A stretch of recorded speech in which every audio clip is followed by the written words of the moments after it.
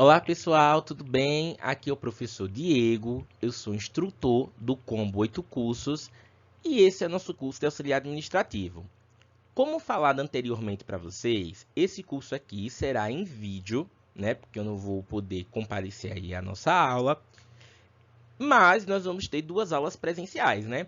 Uma aula da próxima semana e a prova que vai ser a nossa última aula do curso de auxiliar administrativo. Então, pessoal, eu dividi basicamente esse curso em três partes.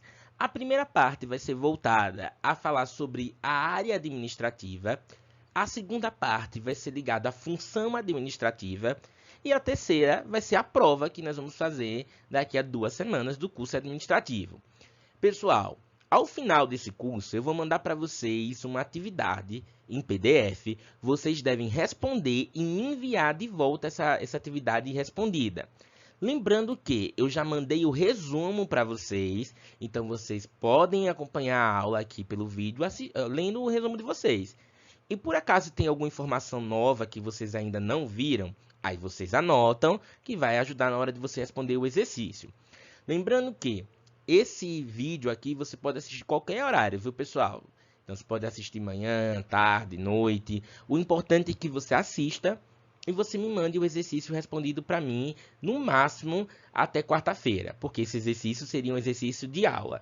Outra coisa, pessoal, vocês vão ver que aqui a aula é mais curtinha, porque aí na aula presencial a gente conversa bastante, né? E vocês conversam comigo, conversam com vocês, vocês dão opinião. A gente faz o exercício, geralmente o exercício leva de 30 a 40 minutos a gente fazendo, respondendo. Então aqui, como só é o vídeo da aula, então ele vai ser um pouquinho mais curtinho, tá certo? Do que a gente está acostumado. Mas eu vou tentar colocar da melhor maneira possível, da maneira como se a gente estivesse na aula presencial, tá bom? Então vamos lá. O primeiro slide do curso, ele fala sobre a função do auxiliar administrativo. Então, o que faz o auxiliar administrativo? Pessoal, ele é o profissional que ajuda na organização do funcionamento da empresa. O que é ajudar no funcionamento da organização da empresa? Toda empresa precisa ter uma organização para que essa organização ajude na tomada de decisões dentro da empresa. Toda empresa precisa ter um setor administrativo. Se a empresa, vamos lá, professor, então vamos imaginar que a empresa seja eu tenho o meu salão de beleza. Você, além de ser a profissional que faz o atendimento às clientes, você é a administradora. Você faz a compra do produto que vai usar no cabelo da cliente, você pesquisa os preços, você faz o agendamento. Então, você faz essa tarefa aí da organização da empresa. Então, o setor administrativo ele está presente em todas as empresas, de pequena, média, grande empresa. Sem uma organização, a empresa não funciona. Então, a empresa precisa ser bem organizada, ser bem justinha para que o resultado dê certo. Vamos dar um exemplo? Eu dei o exemplo agora do salão. Vamos dar um exemplo agora de uma mercearia. Imagine que eu abri uma mercearia e eu vou pegar e vou vender, vou comprar produtos para revender na minha mercearia. Ok. Imagine que eu compro um produto muito caro. Se eu não pesquiso direito, eu vou comprar o produto muito caro. Os meus preços, obviamente, vai ser caro também, porque eu preciso lucrar. Consequentemente, meus clientes vão comparar a minha mercearia com outras, vão verificar que outras têm um valor mais barato e não vão se interessar em comprar em minha mercearia. O que vai acontecer possivelmente com minha mercearia, pessoal? Vai entrar em falência. Minha mercearia vai quebrar porque o pessoal não vai comprar lá. Então, quando eu falo de organização, é isso. A gente precisa pesquisar o melhor fornecedor para que o preço na minha mercearia seja competitivo e eu consiga vender e consiga ter sucesso no meu empreendimento. Então, o auxiliar administrativo, ele ajuda na organização. Então, nós somos um profissional da área de organização. Ah, professor, por que ele está falando ali que no slide que nós somos um profissional coringa? Coringa, pessoal, está relacionado a gente exercer vários tipos de atividades diferentes. Então, você vai ver que o auxiliar administrativo vai atender ligação até fazer uma negociação de uma compra de uma empresa enorme, né? Então, o auxiliar administrativo ele faz várias funções se enquadram dentro do setor administrativo. Então, por isso que nós somos considerados coringa. Coringa é porque nós fazemos diversas funções diferentes e todas elas precisam ser feitas de maneira excelente para que gere um resultado positivo para a empresa. Já o segundo slide, pessoal, ele fala sobre o que é ser um administrador. Primeiro quem é um administrador? O administrador, ele pode ser o dono da empresa, ele pode ser o presidente da empresa, ele pode ser o gestor da empresa. Então, quando a gente fala de administrador, nós estamos falando de alguém que comande a empresa, tá certo? Então, o que nós auxiliares administrativos fazemos? Nós auxiliamos os administradores, nós auxiliamos as pessoas que comandam a empresa. E aqui no próximo slide, ele vai definir o que faz um administrador, né? Ele fala assim, ó, o setor administrativo é responsável por tomada de decisões na empresa. Ele é o alicerce da empresa. Pessoal, todo setor administrativo, ele é um setor que precisa tomar decisões. Decisões básicas, como por exemplo, qual copo descartável nós vamos usar? Qual papel higiênico que vai ser colocado no banheiro? Qual chip nós vamos usar na nossa maquininha de cartão de crédito? Simples, desde a decisão mais complexa. Por exemplo, vamos fazer um financiamento de um prédio, vamos comprar um terreno, vamos fazer uma fusão da nossa empresa com outra, vamos abrir o capital para a sociedade. Então a empresa o setor administrativo ele toma decisão simples, básica, até decisões bem complexas, né? E para que essa decisão seja tomada de maneira correta, a gente precisa que a empresa tenha uma organização. Se a empresa é desorganizada, possivelmente essa empresa vai ter muitos problemas em tomar decisões. Eu vou dar um exemplo aqui para vocês. Por exemplo, eu já vi alguns diretores de escola serem excelentes diretores. Porém, foi exonerado, né? A gente chama assim, né, pessoal, quando é público, né? Exonerado significa que foi tirado do cargo simplesmente porque a escola era muito bagunçada. E quando eu falo bagunçada, eu não estou falando dos alunos, não. Eu estou falando da secretaria da escola. Então, era uma secretaria da escola, pessoal, que perdia um monte de documento de aluno, perdia histórico, a mãe do aluno ia lá matricular e eles perdiam o cadastro de matrícula, aí o aluno ia para a escola e não estava matriculado na escola. Então, o setor administrativo daquela escola não funcionava. E aí o administrador, consequentemente, levava, né, a culpa por essa falta de organização. O que eu estou querendo dizer aqui para vocês, pessoal, estou querendo exemplificar, é o seguinte. Se por acaso o setor administrativo, os auxiliares administrativos forem ruins, com certeza o administrador vai ter problemas para administrar aquela empresa. Então a gente precisa que os auxiliares sejam organizados, exerçam com excelência a sua profissão, para que o administrador consiga tomar decisões mais respaldadas da maneira correta. Outro exemplo, um exemplo básico que aconteceu com a Elevare Cursos alguns anos atrás, né? A gente tinha um profissional que fazia compra para a empresa, compra assim de papel, para impressão de apostila, tinta, né? Porque essa pessoa ficava já designada para fazer esse tipo de serviço, né? E aí acontecia que essa pessoa não pesquisava direito, né? E acabava comprando o papel, a resma, né? Que nós chamamos de resma, né? Comprava o pacote de papel em uma papelaria onde o valor era bem caro. Então vamos lá, o preço médio de uma resma, naquela época, pessoal, que aconteceu isso, era 19, 18 reais, e essa pessoa comprava a 24, a 25, em uma papelaria que é realmente mais cara. Então, o custo para a empresa para emitir as apostilas era muito caro, e consequentemente esse custo ficava caro para os alunos, porque se a gente comprava o papel mais caro e era o aluno que pagava a impressão da apostila, consequentemente a apostila ficava mais caro para o aluno. Então veja só, se por acaso essa pessoa tivesse pesquisado mais o preço da resma, ela ia encontrar que tinha um papel mais barato em algum lugar, consequentemente nós conseguiríamos baixar o preço da apostila. Então veja como um problema de administração, como é o caso da pesquisa de preço, pode afetar os alunos, afetam a empresa, porque a gente poderia fazer um produto muito mais barato para o aluno. Deu para entender, pessoal, basicamente como é que é? Então, o setor administrativo ele precisa tomar decisões. É o setor que toma decisões na empresa, mas para tomar decisões, eles precisam estar por trás ali os auxiliares administrativos que ajudam a empresa a ter dados e organização suficiente para tomar decisões. Ah, professor, por que aqui está escrito que é o alicerce? Bom, o que é um alicerce de uma casa? O alicerce é a base do prédio. Então, quando a gente fala que ele é o alicerce da empresa, Significa que se o setor administrativo for ruim, muito possivelmente a empresa vai dar errado. Vamos fazer a analogia? Significa que se a casa for feita, o alicerce da casa for feito de uma maneira ruim, possivelmente aquela casa, aquele prédio vai desabar. É a mesma coisa aí com a empresa, tá certo, pessoal? Obviamente fazendo uma analogia.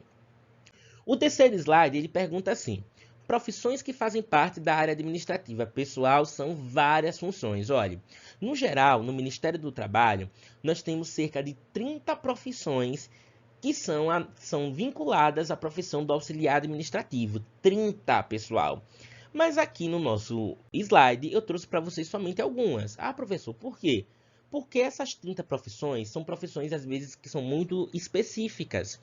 E aí não tem a ver muito com a função da gente, né? Então, por exemplo, um design gráfico que trabalha fazendo o marketing de logo para uma empresa. Bom, se ele faz o marketing de slogan, perdão, pessoal, de slogan para uma empresa, esse profissional é auxiliar administrativo, mas veja só, olha que profissão específica. Um design gráfico que faz um slogan para uma empresa de marketing.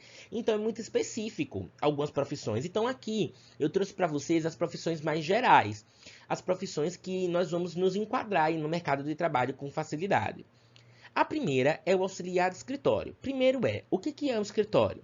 O escritório, pessoal, basicamente é uma empresa pequena, né, que trabalha com algum tipo de serviço específico. Por exemplo, escritório de advocacia, escritório de contabilidade, escritório de assessoria de imprensa. Então, quando a gente trabalha num escritório, a gente trabalha numa empresa pequena, cuidando ali da organização dos documentos, arquivando, fazendo ligação para marcar reunião, atendendo ligação. É um pouco parecido com o que faz o secretário, que é o próximo aqui na nossa listinha. O secretário, pessoal, é aquele profissional que trabalha com documentação, registro, também atendimento, seja interno como externo. Lembrando, o que é um atendimento interno? É quando eu atendo um funcionário da empresa. O que é um atendimento externo? É quando eu atendo um cliente de fora da empresa que vai até a empresa buscar informação. E aí eu vou dar dois exemplos para vocês que vai dar para ilustrar muito bem o que é que faz o secretário aí dentro da área administrativa. Vamos pegar uma clínica e uma escola. Ambos têm uma secretaria. Aí a gente pensa que a recepção ali da clínica é um local somente de atendimento, mas não é. Aquele local ali da clínica, a recepção, na verdade é uma secretaria. Por que uma secretaria? Porque, primeiro, lá é feito o registro de documento. Então, lá é feito entrega de exame, agendamento de consulta, agendamento de exame. Lá também é entregue para as pessoas a impressão de atestado médico, de receita médica. Então, lá não é uma recepção. Se fosse uma recepção, existiria somente atendimento. Mas como tem documentações e registro lá dentro, ele é classificado como uma secretaria. Então, aquele pessoal ali que trabalha na recepção de clínica, como a NatClean, a Climed, aquele pessoal ali que trabalha, são pessoal que trabalha ali no setor administrativo, na secretaria. Na escola também.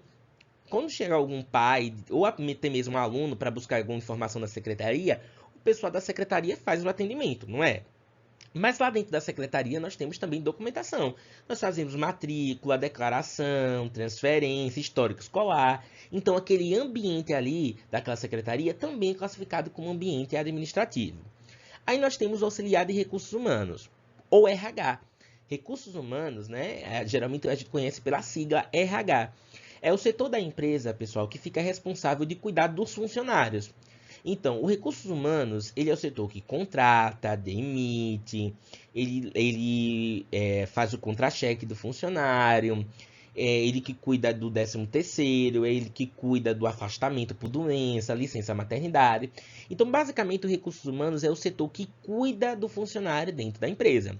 Esse setor também é classificado como setor administrativo.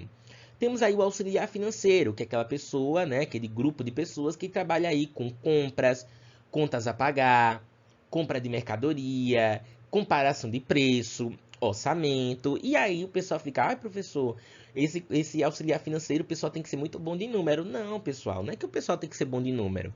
Porque nem sempre você fica responsável ali de contar, né? o faturamento da empresa. Geralmente, a gente que tem uma formação administrativa, né, não é formação contábil, nós trabalhamos diretamente com pesquisa de preço, fazer orçamento, marcar a entrega da mercadoria, marcar o recebimento de mercadoria, trabalha mais com essa parte, né? Quando é mais financeiro, né, questão de emissão de nota fiscal, lerite, quem já faz isso mais é o contador, que é outro profissional. Aí nós temos o auxiliar de gestão. Bom, quem é o gestão? Gestão é o diretor, diretora da empresa, presidente ou presidenta da empresa. Então, quando nós falamos que somos auxiliares de gestão, significa que a gente trabalha diretamente com esse profissional, com esse dono aí da instituição, ou a pessoa que dirige a instituição. É como se fosse uma espécie de secretário do diretor da empresa. O auxiliar de gerência e de supervisão, eles são basicamente a mesma coisa. Eu já expliquei para vocês em outros cursos. A diferença entre gerência e supervisão é só o termo que as empresas utilizam dependendo da empresa. Então, tem empresa que prefere chamar de gerente, tem empresa que prefere chamar de supervisor. Mas a função é a mesma. É a pessoa que lidera uma equipe e essa equipe precisa existir uma organização. Vamos dar aqui um exemplo. Imagine uma equipe de vendas, aquela equipe de vendas de plano funerário. Aí nós temos o supervisor de vendas. Lembra que a gente estudou sobre isso?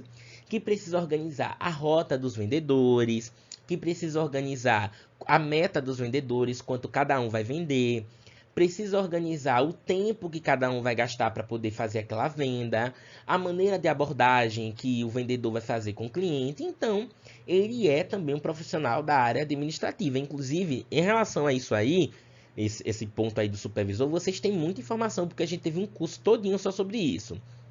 Nós temos o tabelião.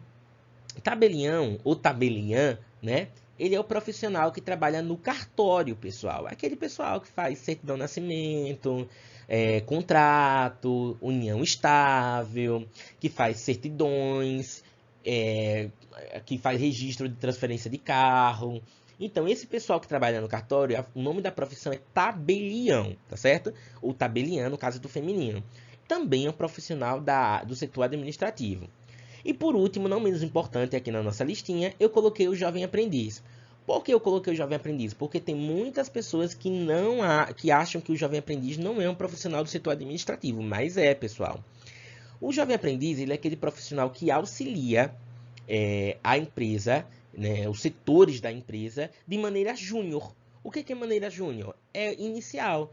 Então, quando uma empresa contrata um jovem aprendiz, ela sempre vai colocar ele para fazer tarefas básicas do setor administrativo. E aí, com o passar do tempo, esse aluno aí, né, esse jovem trabalhador, ele vai adquirindo experiência na empresa e vai exercendo algumas funções mais técnicas da área administrativa. Mas o jovem aprendiz ele é classificado sim como um auxiliar administrativo. Tá certo, pessoal? Lá na frente do curso, provavelmente na segunda aula, eu vou esmiuçar cada uma dessas profissões. Então, vou falar mais profundamente do auxiliar de escritório, do tabelião, do jovem aprendiz, do supervisor, do auxiliar de gestão, do secretário. Vou falar profundamente mais de cada um mais lá na frente. No próximo slide, ele está perguntando o que é administrar. Bom, ele está falando aqui nesse slide, pessoal, que administrar é o processo onde eu utilizo meus recursos para atingir o meu objetivo. Deixa eu esclarecer isso aqui para ficar claro na nossa mente. Olha, eu já expliquei para vocês que o administrador é aquela pessoa que toma decisões, não é isso? Então, vamos supor que eu tomei uma decisão de abrir uma loja de variedades. Uma loja que vende copo, que vende prato, quadro, decoração em geral. Bom, eu preciso pegar os meus recursos e investir na melhor maneira que eu tenho para essa minha empresa dar certo, para que eu possa atingir meu objetivo. Qual é o meu objetivo como empresa de loja de variedades? Meu objetivo principal é atingir um limite X de venda. Então, o que eu vou fazer para atingir esse limite X de venda? Eu vou utilizar meu recurso. Quais são os recursos que eu tenho? Eu posso fazer panfletagem, eu tenho que deixar uma margem aí para fazer publicidade em carro de som, eu tenho uma margem para fazer publicidade na minha rede social. Então, se meu objetivo é conseguir atrair mais clientes para eu conseguir vender um número X, que é o necessário para que minha empresa se mantenha funcionando, então eu vou utilizar os recursos que eu tenho para conseguir atingir esse objetivo. Vamos dar outro exemplo, agora um exemplo da Elevare Cursos. Bom, quem já conhece a empresa há um tempinho, né, pessoal? A Indores, por exemplo, a nossa empresa funciona desde 2018, né? Sabe que a Elevare Cursos, o início foi fazendo parcerias. Então a gente tinha muitas parcerias aí com locais da cidade. Inclusive, nós tivemos parceria durante muito tempo com o Sindicato de Trabalhadores Rurais da cidade. Eu acho que a gente trabalhou aí no sindicato até 2020, né? Até 2020 a gente tinha uma parceria aí com o sindicato na cidade. Mas qual era o objetivo da Elevare? O objetivo da Elevare era se consolidar na cidade, ou seja, a empresa ficar conhecida aí na cidade para que a gente possa ter o nosso espaço próprio e não depender de parcerias com outra instituição. Então a empresa traçou esse objetivo, que era conseguir um espaço próprio, utilizou aí do marketing, né, que a gente conseguiu fazendo turmas aí no Sindicato de Trabalhadores Rurais, até que a gente conseguiu ter o espaço da empresa aí individual, né, o nosso espaço onde é especificamente para que aconteçam nossas aulas. Segundo objetivo da Elevare, ter o curso em outra cidade. Então, hoje nós já temos o curso tanto em Capela quanto em Nossa Senhora das Dores. Aí já tem outro objetivo, que é conseguir colocar o curso na terceira cidade, né? Agora em 2023. Então, todas as empresas vão utilizar ter sempre objetivos, que é uma meta onde nós queremos chegar. E o recurso é como a gente vai utilizar o que a gente tem para que a gente empregue dentro do nosso objetivo, para que a gente consiga chegar até essa meta. Vou dar outro exemplo aqui, vai ficar bem esmiuçado aí na cabecinha de vocês. Então, eu tenho o objetivo de comprar uma moto. O que eu vou fazer? Eu vou pensar quais os recursos que eu posso empregar para conseguir comprar minha moto. Eu vou deixar uma parte do meu salário guardada, vou entrar em um consórcio, ou eu vou trabalhar finais de semana, fazer bico, vou vender geladinho fora o meu trabalho. O que eu vou fazer? Como é que eu vou utilizar o meu recurso que eu tenho para conseguir atingir a minha meta, que é comprar minha moto? Então, isso é administrar. É quando eu pego meus recursos e coloco em prol de alcançar o meu objetivo. No próximo slide, pessoal, ele vai falar sobre as classificações da empresa. São os setores que a empresa pertence. Basicamente, pessoal, as empresas são divididas em 3 setores. Primeiro setor, segundo setor e terceiro setor. O que são empresas do primeiro setor? Empresas do primeiro setor são empresas que pertencem ao governo público, ou seja, são empresas públicas. De algum modo, essa empresa pertence ao poder público. Significa que essa empresa não é particular, ela é pública, pertence ao governo. Seja na sua esfera federal, estadual, municipal, executivo, legislativo ou judiciária. Então, se uma empresa é ligada direta ou indiretamente ao governo, seja em qual esfera for, ele é considerado empresa do primeiro setor. Vamos dar aqui alguns exemplos para vocês. Caixa Econômica Federal. A Caixa Econômica, ele é um banco que pertence ao governo do Brasil. Então, ele é uma empresa do primeiro setor. Banese é um banco que pertence ao estado de Sergipe, é um banco estadual. Então, é uma empresa do primeiro setor. Banco do Brasil, muita gente não sabe, né? Mas Banco do Brasil pertence ao governo brasileiro. Então, Banco do Brasil é uma empresa do primeiro setor.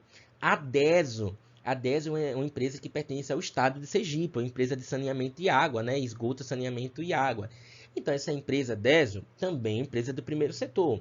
A Petrobras, por mais que a Petrobras tenha uma parte privatizada, o que é privatizar? Privatizar é quando uma empresa pública, né, ela começa a ceder totalmente, né, faz a venda totalmente a uma empresa privada, ou ela vende ações, que é basicamente partes aí de uma empresa. Então a Petrobras, por mais que ela tenha ações que são vendidas para empresas particulares, o governo brasileiro, né, detém a maior parte da Petrobras. Então o governo brasileiro, ele é dono da Petrobras, a Petrobras é uma empresa do primeiro setor. E nós temos os Correios, o tão famoso Correio, né, que o pessoal reclama bastante. Mas o Correio, ele também pertence ao governo do Brasil, ele é uma empresa do primeiro setor. Localmente, nós temos aqui uma empresa que dá para a gente também fazer analogia. Em Capela, a empresa de água não é a Deso, é uma empresa chamada de SAI. Então, a SAI, ele é uma empresa do primeiro setor, ele pertence ao município da cidade de Capela, tá certo?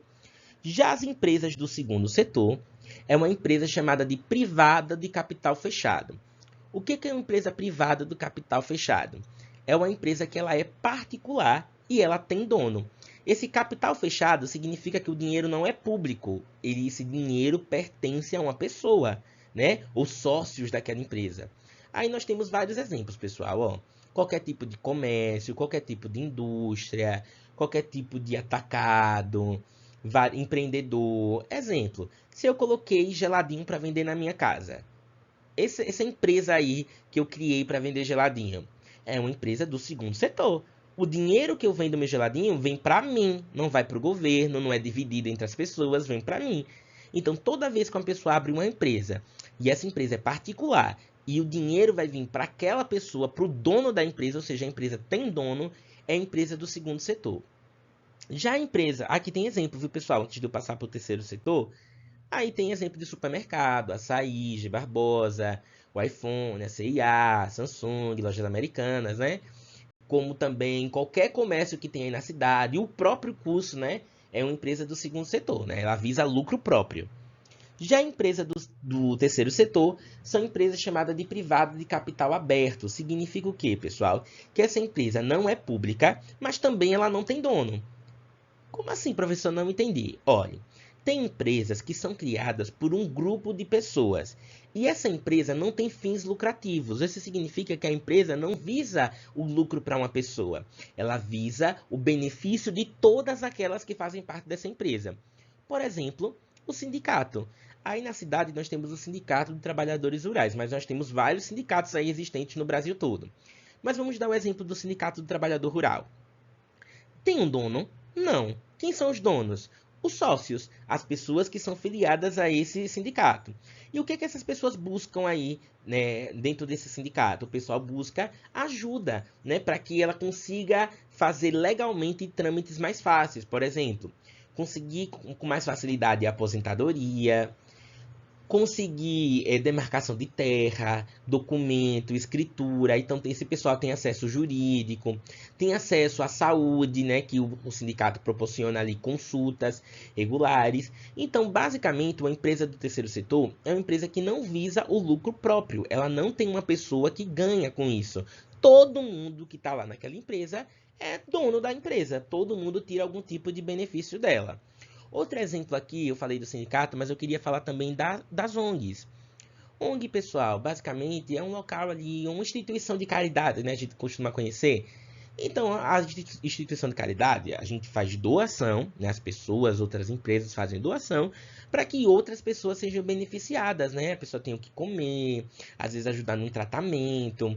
Então, essa empresa não visa o lucro próprio, ela visa dividir, né, esse patrimônio entre todos que fazem parte ou que todos que precisam ali daquela assistência.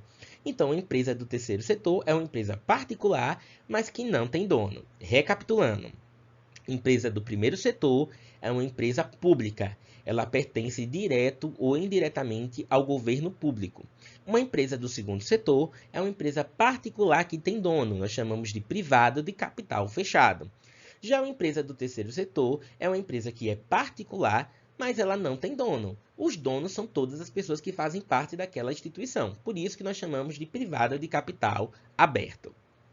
O próximo slide, pessoal, ele vai falar aqui exemplos. Ó. O GAC, que é uma instituição que ajuda as crianças com câncer, o Sindicato de Trabalhadores, o Sindicato de Segurança Pública de São Paulo. Aqui ele está sobre a Unicef. A Unicef, pessoal, é uma instituição que é mundial, que ajuda projetos como Criança Esperança, Teleton, sem fins lucrativos. No próximo slide, nós vamos falar um pouquinho sobre as organizações da empresa. Bom, primeiro, eu queria explicar para vocês que as empresas se chamam organizações dentro do meio administrativo. Então, a gente não fala assim, a empresa Elevare Cursos, a empresa Itadorense. Não, nós falamos organizações. Então, a organização Elevare Cursos, a organização Itadorense, a organização Farmácia Simone. Isso acontece por quê? Porque tem muitas pessoas que pensam que empresas como prefeituras não são empresas. ou escola pública numa empresa, pessoal, mas prefeituras são sim empresas. Prefeitura tem funcionário, tem pagamento para fazer, tem conta de água, tem conta de energia, tem que prestar esclarecimento para o seu gestor, que é quem? Que é o prefeito ou a prefeita da cidade. Então tem muita gente que tem dificuldade de achar que uma prefeitura ou um estado é uma empresa. Então por isso que dentro do setor administrativo nós preferimos chamar de organização, que deixa mais amplo. Então, dentro das organizações, nós temos que ter pessoas, conhecimento, espaço, tempo, dinheiro e materiais. Então, se eu tenho aí esses pontos aqui, significa que eu tenho uma empresa. Bom, tem coisas aqui que são bem óbvias, pessoal. Por exemplo, pessoas. Por que tem que ter pessoa dentro da minha empresa? Olha, uma empresa precisa de pelo menos uma pessoa para que ela possa funcionar. Vamos supor que eu quero abrir um salão para fazer unha. Eu preciso pelo menos da manicure, né, pessoal? Se não tiver a manicure, como é que esse negócio vai funcionar? Então, uma empresa pode ter várias pessoas ou pode ter uma só, mas ela tem que ter alguém que preste ali o serviço. Conhecimento. Conhecimento tá ligado, pessoal, a gente buscar informações antes de abrir uma empresa. Normalmente, a maioria das empresas do Brasil, ela quebra no primeiro mês. Por que essas empresas quebram no primeiro ou no segundo mês? Justamente por falta de conhecimento. Muitas vezes é falta de conhecimento do negócio, né? Então, às vezes uma pessoa totalmente leiga pessoal, eu falo que é uma pessoa que não tem informação sobre aquilo. Então, imagine que eu não tenho informação nenhuma sobre combustível. Aí eu vou lá e vou investir num posto de combustível. Tem algum problema? Não tem problema. A questão é, eu tenho que procurar conhecimento nessa área para eu me informar qual é a melhor maneira. É melhor eu começar com posto bandeirado ou com posto sem bandeira? Eu vou começar trabalhando com todos os tipos de gasolina, ou vou trabalhar só com gasolina comum, com gasolina aditivada. Então a pessoa precisa buscar o conhecimento antes de abrir a empresa. Às vezes a pessoa quer abrir uma empresa que não tem conhecimento nenhum naquele ramo, a empresa acaba falindo. Outro exemplo que eu queria citar aqui para vocês é que às vezes a pessoa conhece do negócio, né? Ou seja, ela já buscou informação, ou senão ela já trabalhou com isso em outra época da vida. Porém, a pessoa ela não escolhe a localidade correta. Então, quando a gente fala de localidade, nós estamos falando também de conhecimento sobre qual local o seu produto vai ser mais procurado. Vou dar um exemplo. Será que vale a pena uma pessoa montar uma lotérica em um povoado que tem 600 famílias? Não vale, né, pessoal? Porque uma lotérica, eles ganham por cada serviço prestado. Então, é centavos, pessoal. 5 centavos, 10 centavos, 15 centavos, depende do procedimento que eles vão fazer. Então, se eu tenho só 600 famílias naquele local, vale a pena? Não vale, não vai ser o suficiente para a empresa manter funcionário, manter estrutura, água, energia, internet, segurança. Não vale a pena.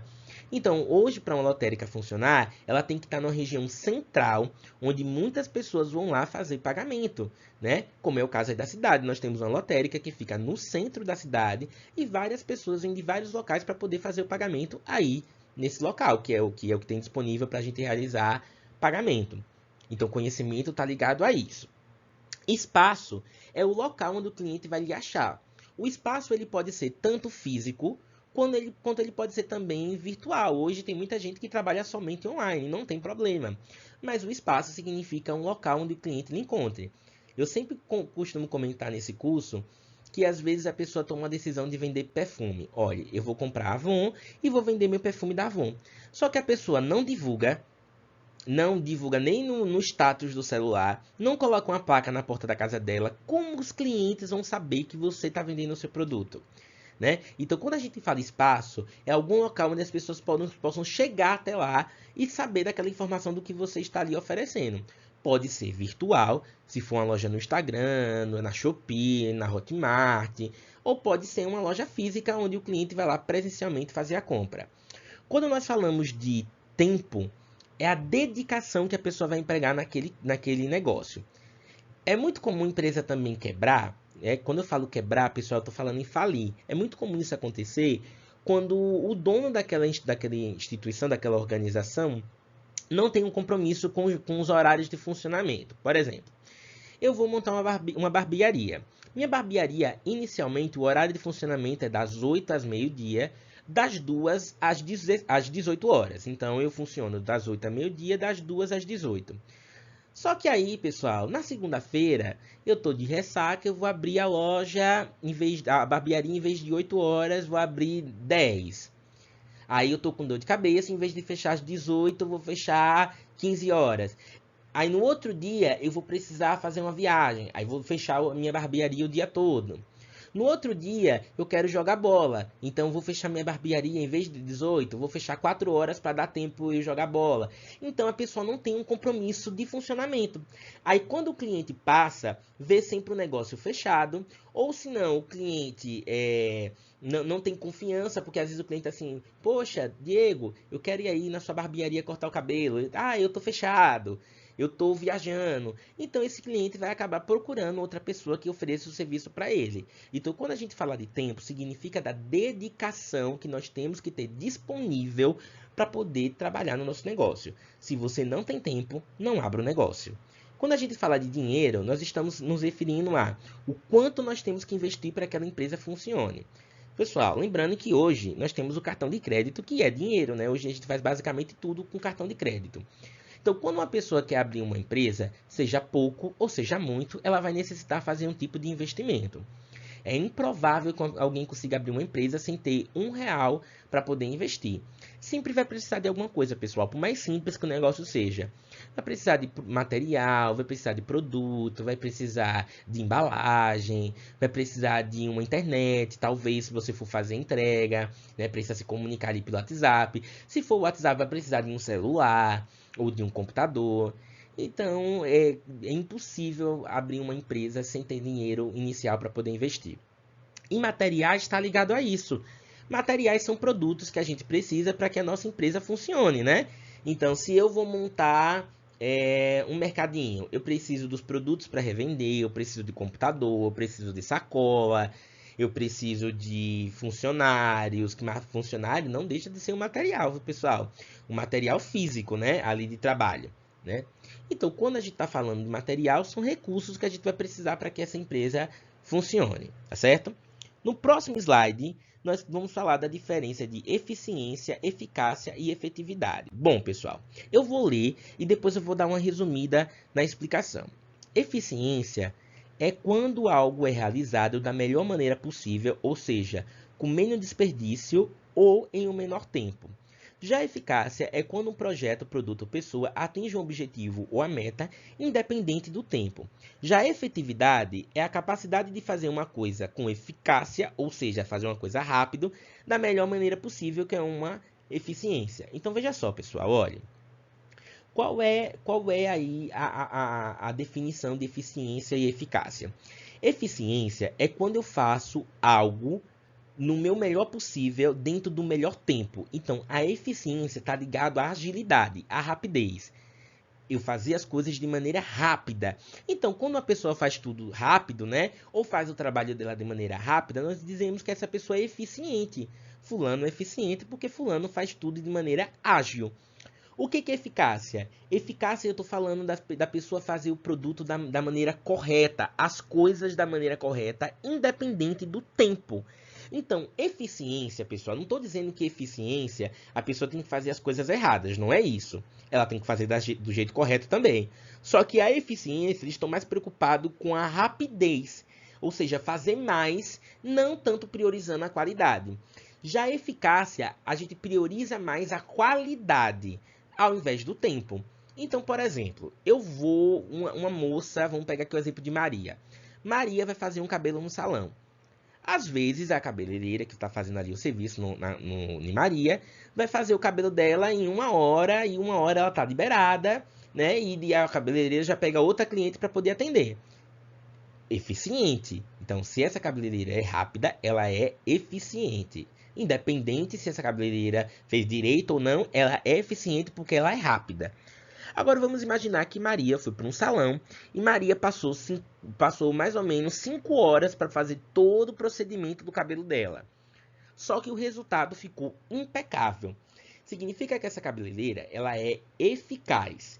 Ela não é rápida, não é o atendimento mais rápido do mundo, mas é um atendimento que prioriza a qualidade, prioriza a perfeição.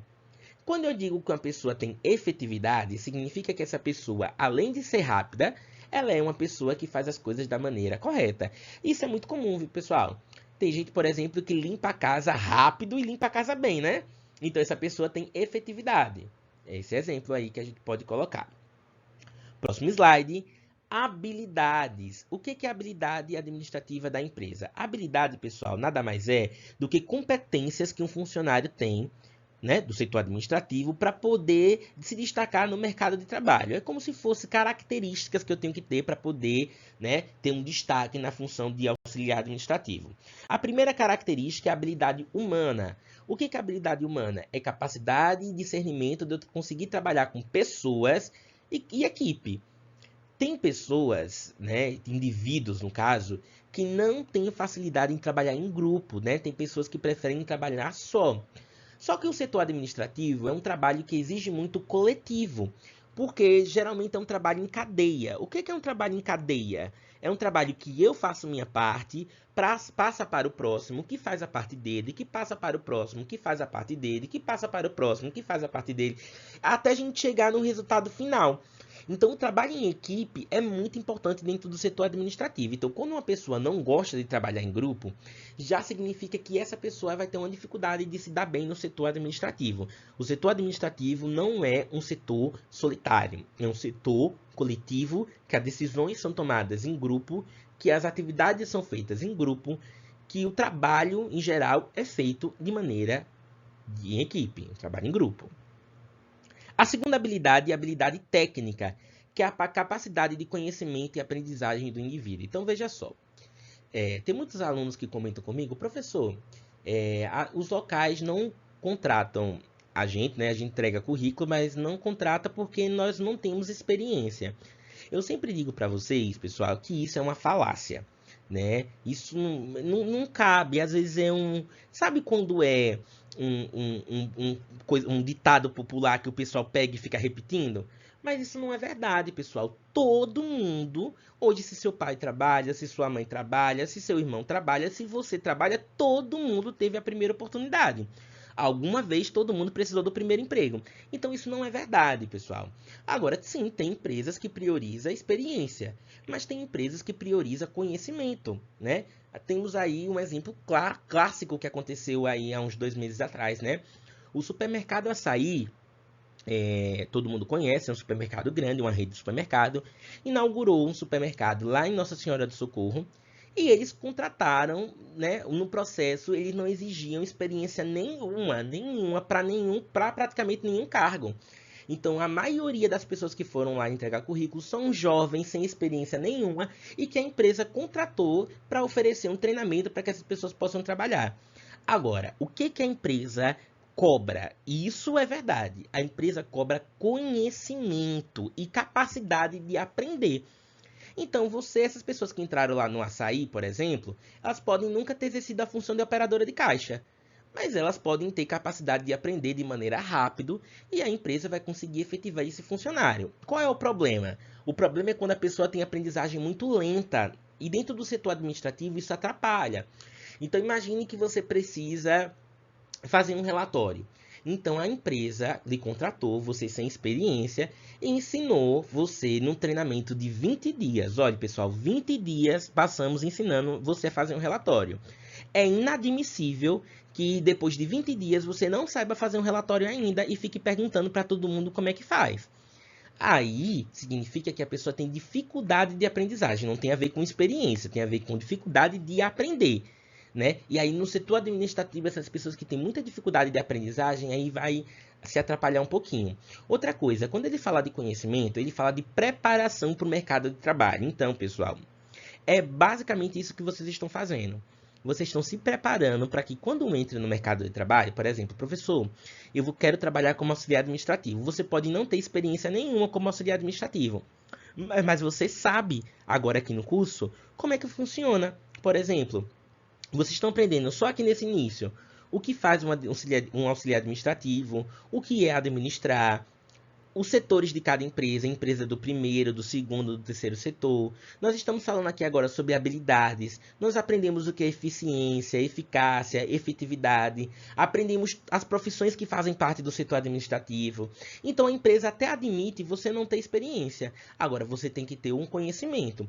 O que não dá para acontecer? O que não dá para acontecer é uma pessoa deixar um currículo com a empresa e essa pessoa não tem um curso, essa pessoa não tem, além de não ter experiência, né, não tem um curso no currículo. Aí não dá, né, pessoal? Aí não dá certo porque a empresa, né, ela diz, poxa, essa pessoa tem 30 anos, um exemplo. O que essa pessoa fez profissionalmente? O que ela se preparou aqui pra gente? Nada. A pessoa não tem um curso no currículo e aí a empresa cobra esse tipo de conhecimento sim dos candidatos. A próxima habilidade é a habilidade conceitual. O que é a habilidade conceitual? É a sua capacidade de dar ideias, né? Ou resolver problemas ali quando você encontra algum. Então, no setor administrativo, é muito valorizado funcionários que dão ideias para o funcionamento da empresa, para que a empresa melhore. Existe uma palavra para isso, se chama otimizar. Otimizar é quando a gente melhora o serviço. Então, sempre aquela pessoa mais atenta, que verifica algo que pode ser modificado para melhorar. Então, é muito importante que você dê sugestão. Geralmente, as pessoas têm muita vergonha, muito medo de dar sugestão. Ah, professor, eu vou dar sugestão e essa sugestão não vai ser aceita. Mas a empresa está enxergando que você está se esforçando para dar sugestão. Então, a empresa valoriza muito o funcionário que tem capacidade de pensar fora da bolha, de dar ideias, ideias de marketing, ideia de propaganda, de divulgação, ideia de estratégia ali de manuseio do trabalho, de produção de documento. Então, isso é muito valorizado. Lembre-se que tem empresas que são muito engessadas. O que é empresa engessada? É uma empresa com a mentalidade muito antiga, né? Então as pessoas que trabalham lá, a mentalidade muito antiga, não conseguem pensar nada novo. Então quando entra uma pessoa dentro dessa empresa que gosta de dar ideias de funcionamento, de melhora, essa pessoa sempre vai ser destaque aí dentro da empresa. Agora nós vamos falar do recurso. Pessoal, o que é recursos? Recursos basicamente são coisas materiais que nós precisamos ter para que a empresa funcione. E aí toda empresa para funcionar precisa de recursos, né, pessoal? Vamos dar um exemplo aqui para vocês. Olha, vamos pegar aí o curso, a Elevare. O que a gente precisa para a gente ter uma aula? A gente precisa de um quadro, a gente precisa de cadeira, a gente precisa de mesa, a gente precisa de um filtro para os alunos tomarem água, a gente precisa de uma pia para a gente higienizar a mão, a gente precisa de um banheiro para que os alunos utilizem. Então, quando a gente está falando de recursos, nós estamos falando de materiais que a empresa precisa para funcionar. Então, vamos ver? O primeiro recurso é recurso financeiro, né? Que é o recurso monetário, que é o dinheiro que a empresa precisa para que ela funcione bem de maneira correta, né? Lembrando que recursos monetários aí, pessoal, engloba financiamento, cartão de crédito, conta, compra, pagamentos, tudo isso engloba aí no recurso financeiro. Os recursos humanos são pessoas, né? Os profissionais que vão trabalhar nessa empresa. Os recursos mercadológicos são propagandas, né? Ações de marketing que essa empresa precisa para poder vender, né? Como é que a gente vai fazer para divulgar um produto? A gente vai compartilhar pela internet, nós vamos entregar panfleto, nós vamos passar carro de som, nós vamos fazer uma promoção, um sorteio. E se for um sorteio, vai ser um sorteio por onde? Um sorteio pelo Instagram, um sorteio pelo WhatsApp. Então, quando a gente fala de recursos mercadológicos, a gente está falando do marketing que essa empresa precisa para poder funcionar.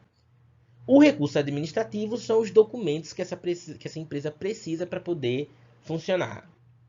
Certo? Só recapitulando, pessoal, que eu acabei passando rapidinho aqui, vou voltar aqui para poder mostrar melhor para vocês. Ó. Então, vamos voltar aqui. Agora o slide não está voltando, pessoal, mas eu vou recapitular aqui para vocês, né? Falamos do recurso mercadológico, que é o recurso de marketing, recurso monetário, que é o recurso financeiro para a empresa poder funcionar. Falamos aqui sobre o recurso administrativo, que é o recurso de documento para a empresa poder funcionar. Os recursos humanos, que são as pessoas, os profissionais que fazem parte dessa empresa. Agora nós vamos falar um pouquinho sobre o recurso financeiro. Então, a gente vai aprofundar diretamente na finança, tá certo? Então, no recurso financeiro, nós temos aqui vários ciclos, né? Vários tópicos que fazem parte do recurso financeiro. Então, o primeiro ciclo se chama ciclo operacional. O ciclo operacional é a compra de insumos. O que é insumos? Materiais. Então, o período que nós estamos comprando as coisas para a empresa funcionar é o período de ciclo operacional. O que é período de contas? É o período que a gente tem que pagar aquilo que a gente comprou. Vamos fazer uma analogia. Imagine que você tem um cartão de crédito. Você compra no seu cartão de crédito. O seu cartão de crédito, ali na sua compra, a gente chama de ciclo operacional. É o momento que você faz a compra. Quando você vai pagar a fatura do seu cartão de crédito, é o período de contas, é o período que nós vamos pagar aqueles materiais, aqueles objetos que a gente colocou no nosso cartão. Capital social é o dinheiro de emergência da empresa, é o dinheiro que serve para que a empresa funcione, né? Em caso de emergência, caso quebre algum produto, até mesmo para a empresa crescer. Nós chamamos isso de capital social.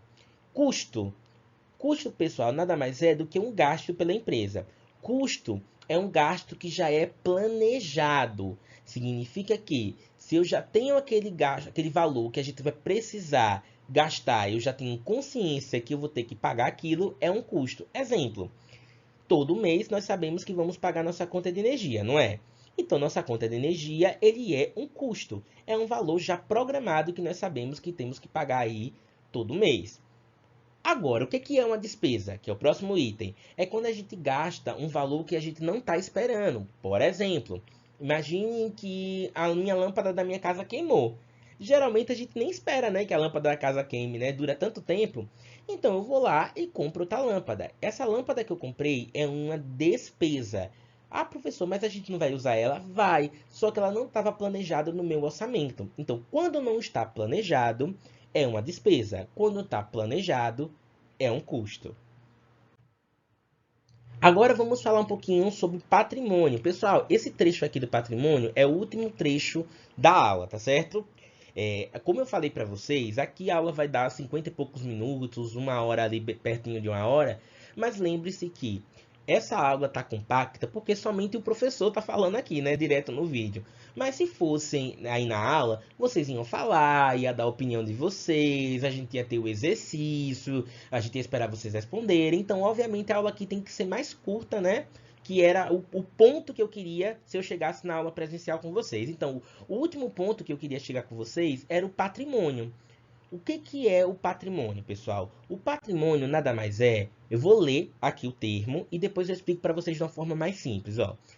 Patrimônio, tanto no âmbito legal quanto no econômico, se refere ao conjunto de bens e direitos e obrigações que têm algum valor financeiro, seja para a pessoa física ou para a empresa. Em outras palavras, é tudo que alguém possui e deve. Basicamente, o patrimônio é composto por duas partes, ativos e passivos. Vamos lá. Resumidamente, pessoal, o que é patrimônio? Patrimônio é tudo que a pessoa possui ou tudo que a pessoa deve. Tudo que a pessoa possui ou tudo que a pessoa deve é um patrimônio. Muita gente pensa que patrimônio é só o que eu tenho de positivo, né? Ah, minha casa é meu patrimônio, né? Meu carro é meu patrimônio. Mas patrimônio é tudo aquilo que você tem e deve. Então, suas dívidas, financiamento, dívida no cartão, também é um patrimônio. Um patrimônio chamado de passivo. E aí nós entramos no segundo tópico, que é patrimônio ativo e patrimônio passivo. Patrimônio ativo é tudo que eu tenho de positivo financeiramente. Então, tudo que eu recebo de positivo, eu chamo de patrimônio ativo. Patrimônio passivo é tudo que eu tenho de negativo no meu patrimônio. Então, vamos dar um exemplo. Se eu tenho um carro é um patrimônio ativo. Já eu tenho um financiamento de uma casa. O financiamento, a dívida do financiamento, é um patrimônio passivo. É uma dívida que eu tenho que pagar, tá certo? Então, relembrando, patrimônio é tudo que a pessoa tem e a pessoa deve, né? É direitos e obrigações e pode ser dividido em duas, ativos ou passivos. Lembrando que ativo é tudo vamos colocar assim, de positivo que a pessoa tem e passivos é tudo de negativo que a pessoa tem ali no seu nome. Aqui ele está dando um exemplo, ó. O que é um patrimônio ativo? É mercadoria. O que é mercadoria, pessoal? É objeto, né? São mercadorias, imóveis, caixa. Caixa ele está falando de dinheiro, viu, pessoal? Dinheiro em caixa. Máquina, móveis. Então, tudo que tem aqui nesse lado do ativo são coisas positivas, né? Que traz um patrimônio ali de benefício para a pessoa. Agora, o que é um patrimônio passivo? Aí são as dívidas, Aí quando eu falo em dívida, pode ser no cartão, promissória, né? Um financiamento, imposto, fornecedor. Fornecedor nada mais é do que uma pessoa que a gente compra para poder revender, né? Então tem muita gente que compra e quando vende, paga o fornecedor, né? Um aluguel, caso o nosso imóvel do nosso comércio seja alugado. Então, ativo, tudo de positivo que a pessoa tem na sua cartela. E passivo, tudo que a pessoa tem ali de obrigação, né? De negativo, vamos colocar assim, dentro da sua cartela. Tá certo, pessoal? Então, a aula vai acabar aqui nos patrimônios ativos e passivos. O próximo slide da próxima aula vai começar aqui dentro dos termos administrativos. Então, a aula 2 começa aí nos termos administrativos, tá bom, pessoal? Relembrando, né? Essa aula aqui, vocês podem assistir ela a qualquer momento. Vocês têm que me enviar a atividade, pessoal, até quarta-feira, até quarta-feira à tarde eu aceito a atividade. Ah, professor, por que até quarta-feira?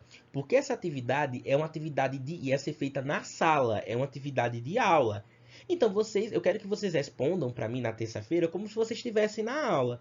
Então vocês vão responder e vão enviar para mim. Vocês vão tirar foto, né, do exercício e mandam o exercício para mim para eu poder fazer a correção para vocês, né, pessoal?